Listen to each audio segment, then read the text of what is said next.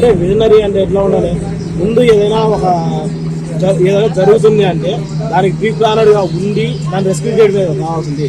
So Hyderabad అంటే Telangana AP విడిపోతుందని ముందస్తు జాగ్రత్త ఎందుకు తీసుకోలేకపోయారు మీరు విజనరీ కదా. అంటే వీళ్ళకి సెల్ఫ్ అవ్వాలన్నమాట. ఇవన్నీ ఎప్పుడు స్టేజ్ పైకి ఎక్కినా 2 ఏళ్ళు పైకి లేపెట్టి చూపెడతారు. దాన్ని అర్థమైందంటే వి అంటే వెన్నుపోటుదారుడు. ఇదే చంద్రబాబు నాయుడు మొత్తం ఒక్కరని కాదు, మామ కానీ లేకుంటే సత్యం కంప్యూటర్ ఎండి సత్యం అతను కానీ చాలా మందికి వచ్చాడు, ఒక్కరని కాదు. వీళ్ళేందంటే కొంతమందికి మంచి చేశారు. ఎవరికి ఇక్కడ ఉండేటువంటి రామోజీరావుకి కానీ లేకుంటే రామానాయుడు స్టూడియోస్ వాళ్ళకి కానీ కొన్ని ల్యాండ్స్ ఇచ్చాడు. అప్పుడు వాళ్ళ వల్ల ఆగాడు కానీ లేకుంటే ఈ పాటికి ఎప్పుడో కొట్టుకొని పోయాడు. అందువల్ల సో ఇప్పుడు మెయిన్గా చెప్పాల్సింది ఏంటంటే విజనరీ అనేది ఏముండదు. అంత విజనరీ ఎవరి దాకే ఎందుకు, నేను హైదరాబాద్ని ముందస్తు చూస్తూ నేను డెవలప్మెంట్ చేశాను అన్నారు కదా. ఇప్పుడు అదే తరహాలు ఇప్పుడు డివైడ్ అయిపోయి 13 సంవత్సరాలు 14 సంవత్సరాలు అవుతుంది. ఎందుకు దీన్ని డెవలప్ చేయలేకపోతున్నాడు? అంటే లక్షల కోట్లు. అంటే ఆ రోజు సభలో ఏమని చెప్పాడు, దీన్ని మనం అమరావతి కంప్లీట్ చేయాలి అని అంటే దగ్గర $4 ట్రిలియన్ కావాలన్నారు. $4 ట్రిలియన్ అంటే ఎంత? 360 లక్షల కోట్లు. అది ఇంతవరకు ఏ రాజధానికి అట్లా, ఎంత పెద్ద పక్క విదేశాలలో కూడా 360 లక్షల కోట్లతో ఎంతవరకు ఏ రాజధానికి అట్లా. ఏమన్నా అంటే 1500 ఎకరాల్లో ఎయిర్పోర్ట్ అంటాడు, అయ్యి అంటాడు, ఇవి అంటాడు, కానీ ఏమీ ఉండదు.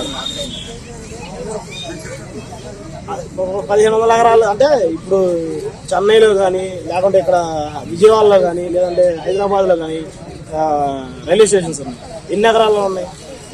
1500 ఎకరాల్లో అంటే అది ఎంత పెద్ద రైల్వే స్టేషన్ అయి ఉండాలి.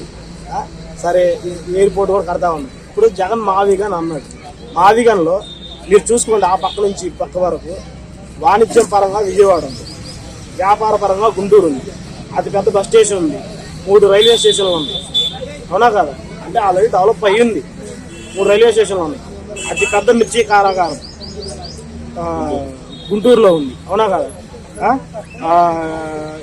అంత మ్యాక్సిమం డెవలప్ అయిపోయినాయి. రోడ్స్ 2 హైవేస్ ఉన్నాయి. ఇటు సైడ్ ఒకటి, ఇటు సైడ్ ఒకటి. చెన్నైకి, ఇటు హైదరాబాద్కి కానీ, ఇటు మచిలీపట్నం కానీ పోర్ట్లు ఉన్నాయి.